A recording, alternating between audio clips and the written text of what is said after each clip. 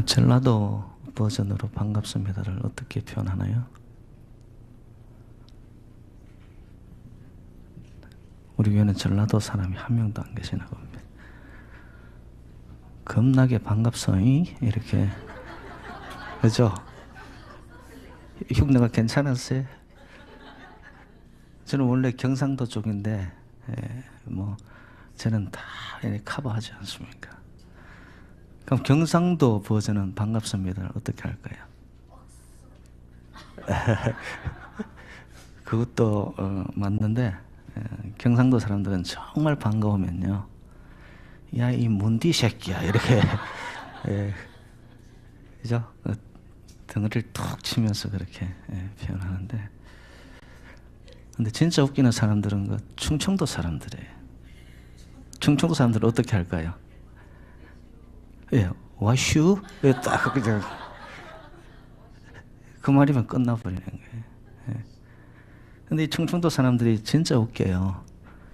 설교 시간에 아무리 재밌는 이야기를 해도 그 자리에서는 안 웃고 어디 가서 웃어요? 집에 돌아가서 혼자 그래 웃는 충청도 사람들이라고. 사람 나름이요.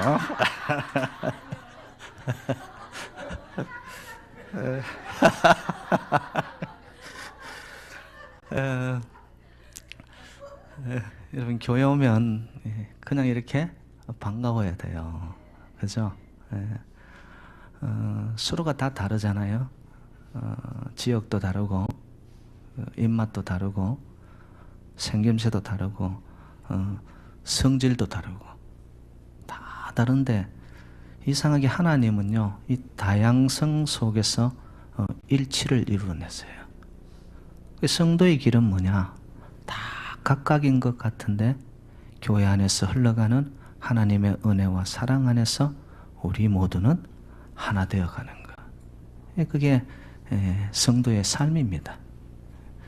그래서 우리 새누리 재단을 이렇게 보면은 여러분 크지 않아요. 어떤 세상적인 기준으로 본다면은 갖추지 못한 것들이 너무 많습니다. 그래도 저는 자부심을 갖는 게 뭐냐?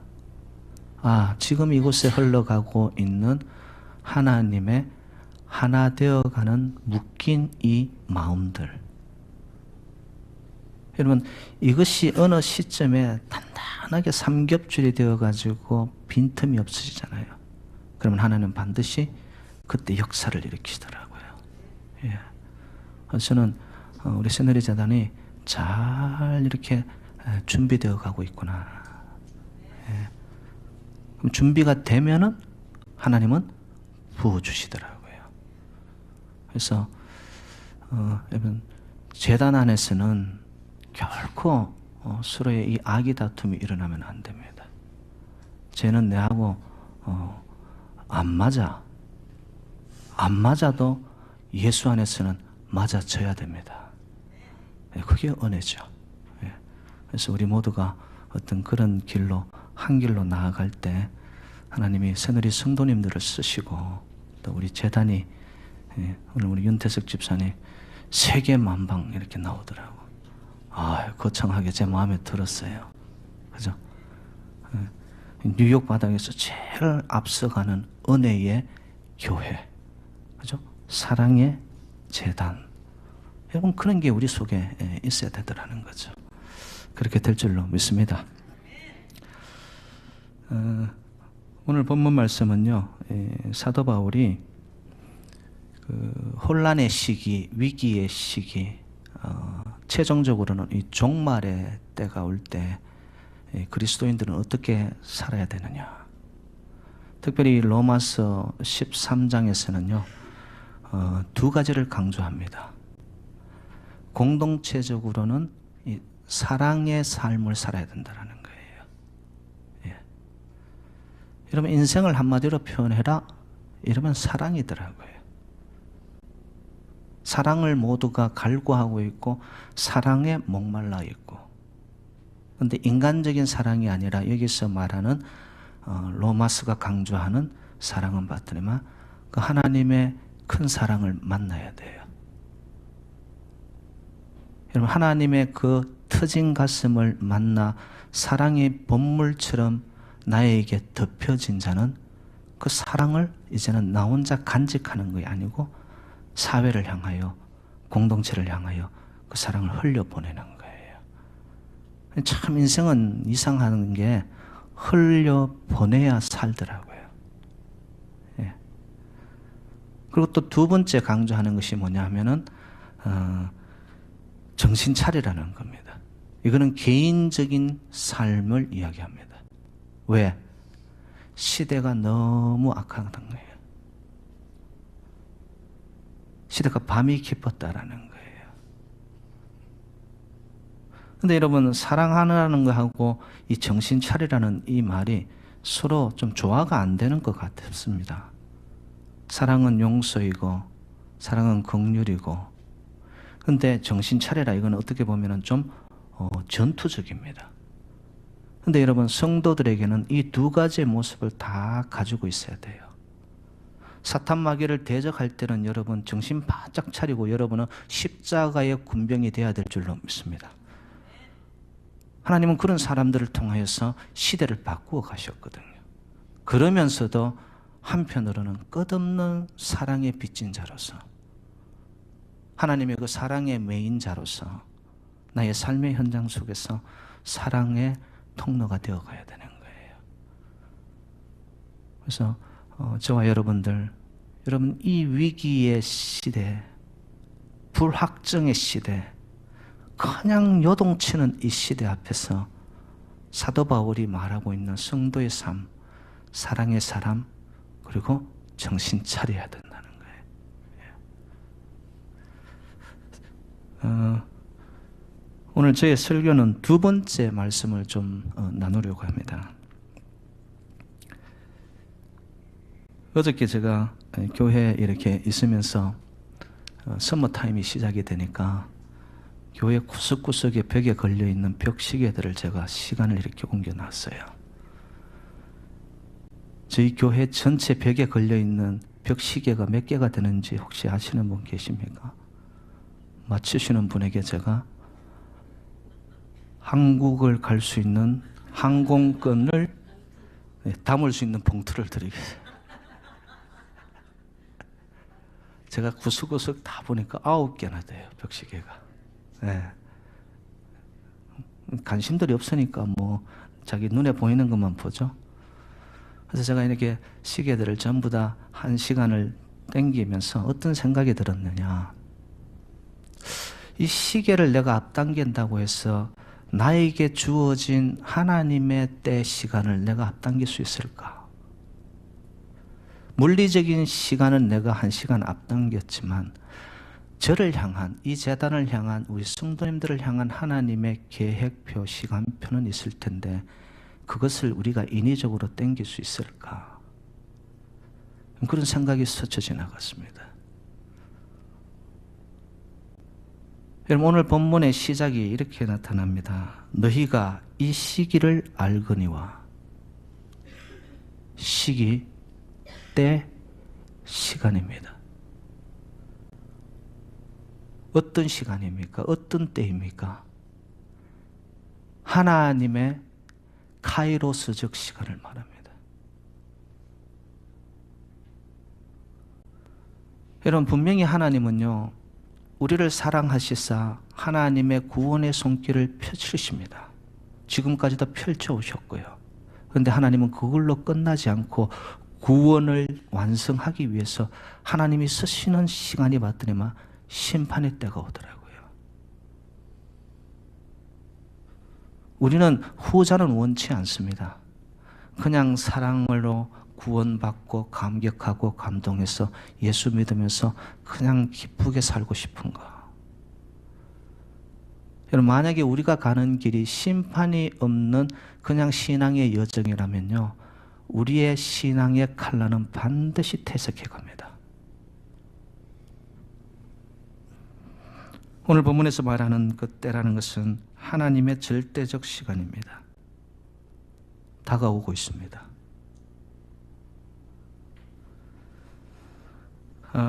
본문은 또 이렇게 표현을 했더라고요. 자다가 깰 때라고 이야기합니다.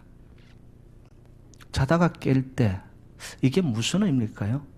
여러분 한번 되짚어서 엎어놓고 한번 생각을 해보세요. 자다가 깰 때라는 말은 자칫하면 잠들 수 있다라는 이야기예요. 자칫하면 유혹에 휩쓸려 내 인생이 떠내려 갈 수 있다라는 이야기입니다. 저희들이 살고 있는 이 시대뿐만 아니라 인간 역사의 처음부터 지금까지 가만히 보면은요,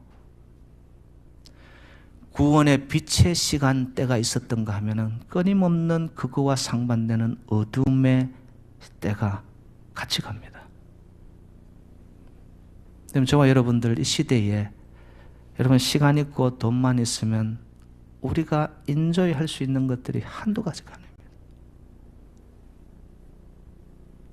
자다가 깰 때, 이건 단적으로 우리의 육신을 향한 말씀이라기보다는 깊은 내면의 영적인 상태를 우리를 향하여서 고발합니다.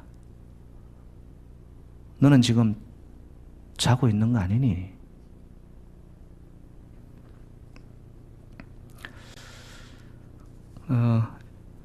여러분 인생은 그 때를 아는 것이 지혜 중에 지혜입니다. 지혜를 분별할 수 있는 그 능력이 지혜예요, 여러분. 봄이 오면은 겨우 내내 얼어붙어 있었던 그 땅, 동토를 여러분 갈아엎고 씨를 뿌려야죠. 그 때를 아는 사람은 그렇게 하는 거예요. 우리의 영혼의 밭이 세상 유혹과 세상 조롱 소리와 이 땅에서 들려오는 수많은 우리의 영혼을 갉아먹는 어둠의 세력들이 엄습하여 오고 있는 이 시대 앞에서 여러분 때를 기억하고 아는 자들은 끊임없이 내 영혼의 밭을 기경합니다. 갈아엎으면서 가는 거예요. 그리고 여름이 되면 어떻게 하죠?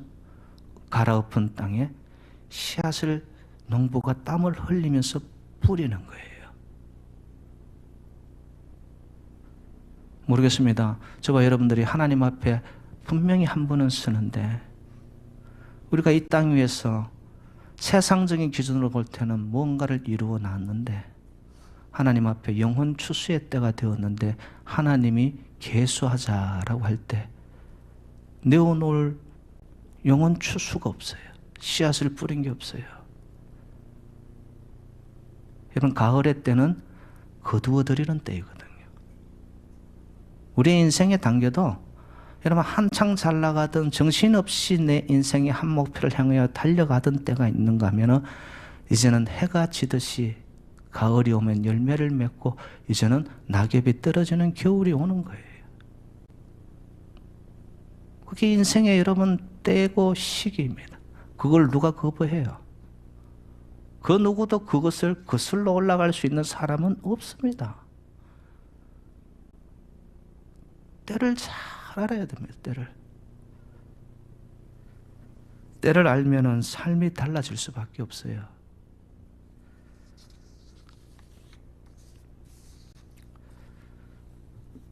여러분 날이 밝아도 아무리 대낮이라도 동력이 트오는 새벽이라도 지금 내가 자고 있어요.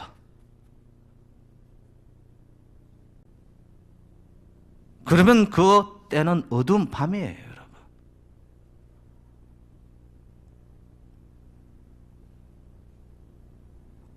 모두가 다 깨어 기도해도 내가 깨어 기도하지 않고 내가 잠자고 있어요. 그러면 나의 영혼은 어두운 밤이에요. 여기서 말하는 밤은 단순히 시간적인 밤을 말할까요? 어둠의 때를 말하기보다는 영적으로 잠자고 있는 것을 비유하는 거죠. 여러분 어떻습니까? 자다가 깰 때라는 이 말씀을 여러분들이 들을 때 자기 스스로의 영적인 나태를 돌아보고 영적으로 나는 안주하려고 했구나.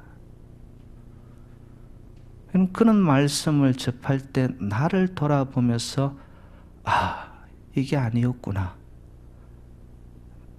그것이 깨달음이 오면 그것이 은혜입니다, 여러분. 예. 여러분, 지금 저희들은 사순절을 지나고 있습니다.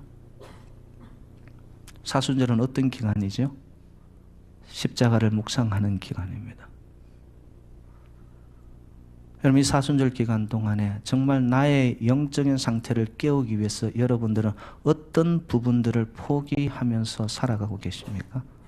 아니면 이전에 하던 그대로 내 하고 싶은 거, 묻고 싶은 거, 나의 몸이 말하는 대로 여러분 그냥 생각 없이 그거는 하나의 교회 절기 지나갈 거야. 여러분, 그러면 그 시기와 때는 무의미한 거죠.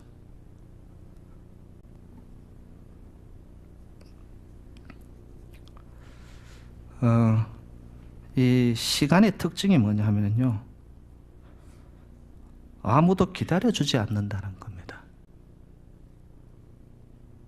그 시간을 정말 깨어서 하나님이 카운트하는 시간으로 나를 들이지 아니하면 그 시간을 우리는 되돌릴 수가 없는 거예요. 그리고 우리의 하루 24시간을 아무리 세상에 힘이 있다고 해서 그 사람이 25시로 바꿔놓을 수 있나요? 아닙니다. 지금 나에게 주어진 시간, 아니 지금의 때에 하나님이 저와 여러분 이 재단을 향하여 말씀하시고 싶어 하시는 것이 분명히 있다라는 거예요. 우리처럼 그냥 습관과 습성과 모든 헤빗에 젖어 들어가지고 또 그 시간은 오겠지. Who knows? 내일을 어떻게 보장하십니까?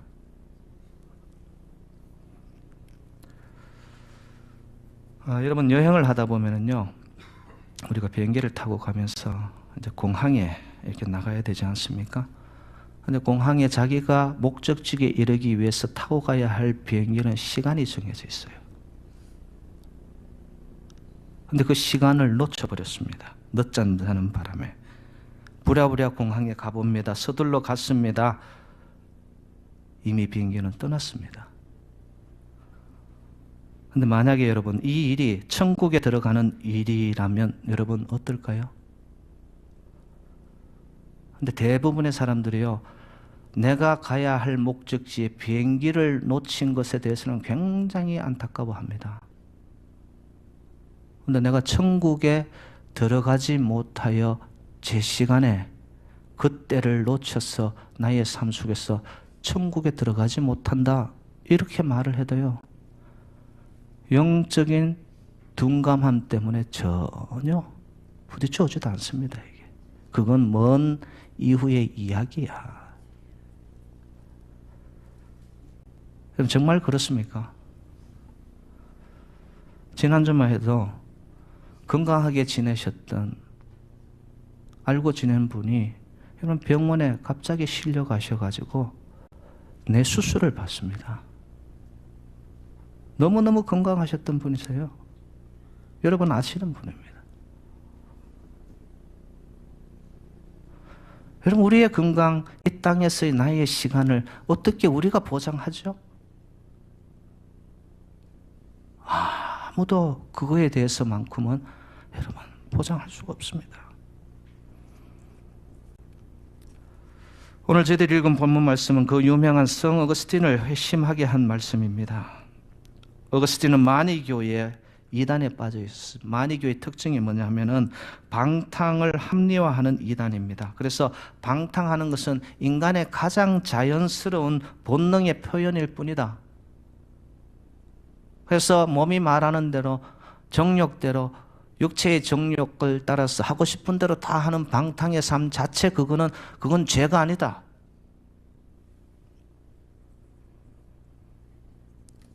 그래서 어거스틴은 그의 인생이 마니교의 이단에 빠져가지고 허무와 허탈감에 쌓여서 주색 잡기와 방탕한 삶을 살아갑니다. 그러던 어느 날 그의 집 정원에서 갑자기 우레와 같은 하늘의 음성이 들려옵니다. 톨레레게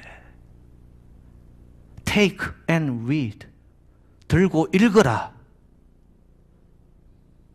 이전에 듣지 못했던 하나님의 음성이 그의 심령을 타고 내려오면서 그 소리를 들은 후에 성경책을 들고 읽은 말씀이 오늘 본문입니다. 그때의 감동을 어거스틴은 이렇게 기록하고 있습니다. 좀 더 읽어봐야겠다는 생각보다는 자다가 깰 때가 벌써 되었으니라는 말씀에 내 영혼에 밝은 광선이 내리 비추어 어둠이 내 마음에서 쫓겨나는 것을 느꼈다.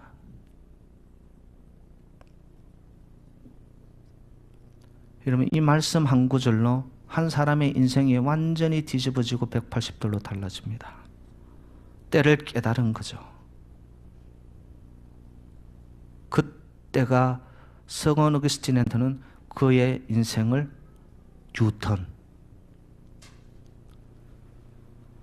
그래서 성령의 도우심으로 평랑방탕한 삶을 정리하고는 그는 이제는 오늘 말씀 표현대로 빛 가운데 단정한 삶을 살아가기 시작합니다. 그리고 그는 히포에서 죽을 때에 이전에 그가 허랑방탕하게 하나님 앞에 바로 살지 못했던 것을 후회하면서 남은 생을 굶주리고 헐벗은 난민들을 향하여 그리스도의 복음을 전하면서 그 틈바구니에서 그는 죽어갔습니다. 여러분, 신앙이 무엇일까요? 저는 때를 잘 깨달아 올바른 분별과 선택을 하며 결단해 가는 것이 신앙이라고 저는 생각합니다. 여러분, 신앙을 정확하게 하나님이 기뻐하는 모습으로 여정을 나아가려면 때를 깨닫고 분별해야 됩니다. 언제나 그렇겠지. 그 시간은 나에게 오겠지. 오늘이 아니면 내일이고 내일이 아니면 모레겠지. 여러분, 그 자체 생각이 벌써 나태한 거예요, 이게. 지금이 어떤 때인가를 깨닫는 것이 우선입니다. 내가 잘 때인지 아니면 일어나야 될 때인지, 놀고 있어야 할 때인지 아니면 땀 흘려서 내가 일구어 가야 할 때인지, 아니면 씨앗을 뿌려야 할 때인지 거두어 들어야 할 때인지 분별하는 거예요.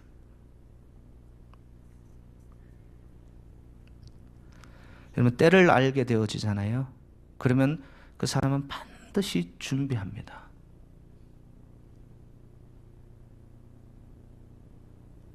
추수할 때가 다가오는 것을 알고 준비합니다.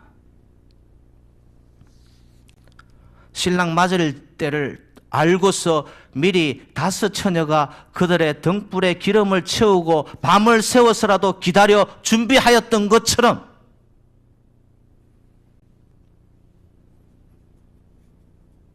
근데 신랑이 갑자기 오지 않습니까? 그때 준비되지 않은 5 처녀는 준비한 등불에 기름을 채운 처녀들에게 가서 우리에게 나눠주라고. 성경은 거기에 대해서 정확하게 선을 긋습니다. 때를 알고 분별하여 준비된 자와 준비되지 않은 자, 신랑을 맞아 들이는 자, 신랑 맞지 못하고 문 밖에서 내쳐진 자.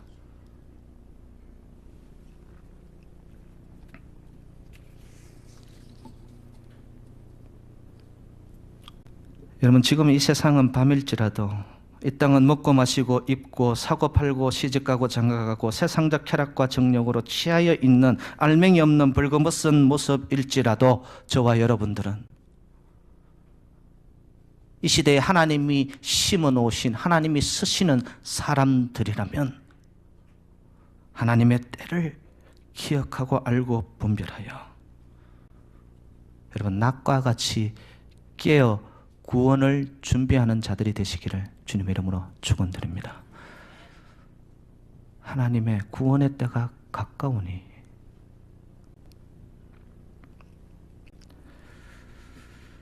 그래서 사도 바울은 오늘 본문에서 그러면 어떻게 우리가 그때를 분별하여서 살아야 되느냐? 한마디로 12절에서 빛의 갑옷을 입어라 그럽니다. 여러분, 빛의 갑옷을 입지 못할 경우에 우리의 삶은 어떻게 되는 줄 아십니까? 요한계시록 16장 15절 말씀, 보라 내가 도적같이 오리니 누구든지 깨어 자기 옷을 지켜 벌거벗고 다니지 아니하며 자기의 부끄러움을 보이지 아니하는 자가 복이 있도다. 빛의 갑옷을 입고 준비하여 있지 않을 경우에 도둑같이 오시는 그때 우리는 벌거벗은 모습으로 부끄럽게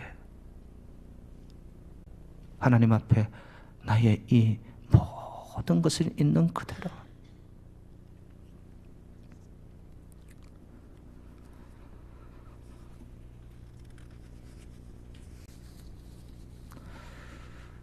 오늘 본문을 통하여 사도 바울은요 하고 싶은 말씀이 뭐냐? 너희들 정말로 예수 그리스도가 너희들의 인생의 전부냐? 그러면 예수가 전부라면 예수님이 너희들의 인생에 다시 오실 것을 약속하지 않았느냐? 그럼 그 오실 때를 우리는 준비하지 아니하고 이 세상식으로 살 것이냐? 영적인 도전을 하고 있는 거죠. 여러분, 신앙에는 비례 법칙이 있습니다. 하나님의 때, 주님이 다시 오실 때를 소망하고 기다리는 자들은요, 그만큼 현실의 삶 속에서 그날을 위해 어떤 고난이 와도, 어떤 오해를 받아도, 어떤 유혹 앞에서도, 어떤 조롱거리 앞에서도 우리는 준비합니다.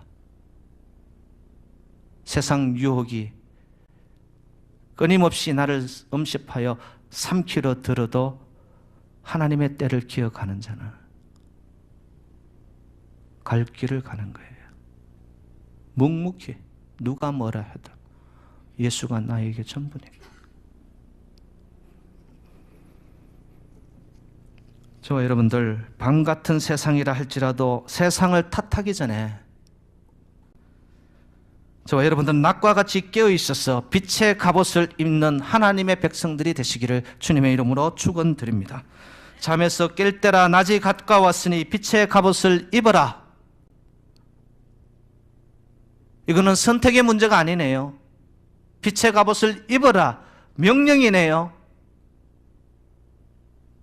여러분, 빛이 우리 속에 들어와야지만 내 안에 있는 어두움을 몰아낼 수가 있습니다. 어두움은 어두움을 결코 몰아내지를 못합니다. 내 안에 있는 이생의 자랑, 육체의 정욕, 욕망의 정욕, 이 모든 것들을 내가 의지적으로 안 됩니다. 빛이신 예수 그리스도의 생명이 나에게 비추어질 때 여러분, 유혹의 어둠의 손길들은 물러가게 될 줄로 믿습니다. 이 땅이 아무리 어둡고 짙은 어둠이 깔렸다 할지라도 밤이 깊으면 깊을수록 새벽별은 더 빛나게 되어 있습니다. 빛이 나에게 있는 자. 그래서 사도 바울은 14절에서 그리스도의 옷을 입은 자라고 표현합니다. 옷은 그 사람의 정체성이지요.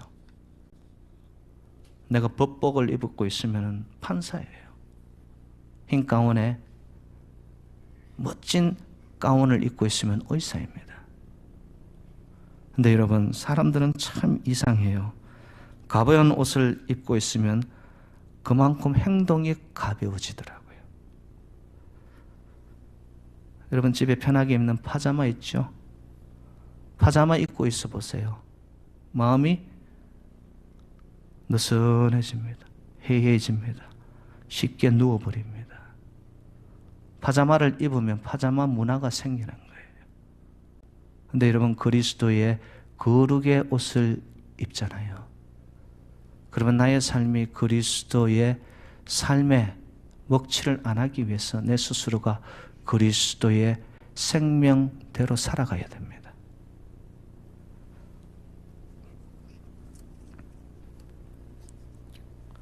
저와 여러분들, 밤이 깊고 낮이 가까웠으니 지금의 때를 우리가 탓하기 전에 어둠의 일을 벗고 빛의 갑옷을 입고 그리스도로 옷 입고 예수의 보혈이 여러분들을 덮어버릴 때에 여러분들이 어두워가는 이 시대 앞에 하나님이 불을 밝히는 생명의 등불로 쓰임받는 주의 백성들 새누리 재단이 되시기를 주님의 이름으로 축원드립니다.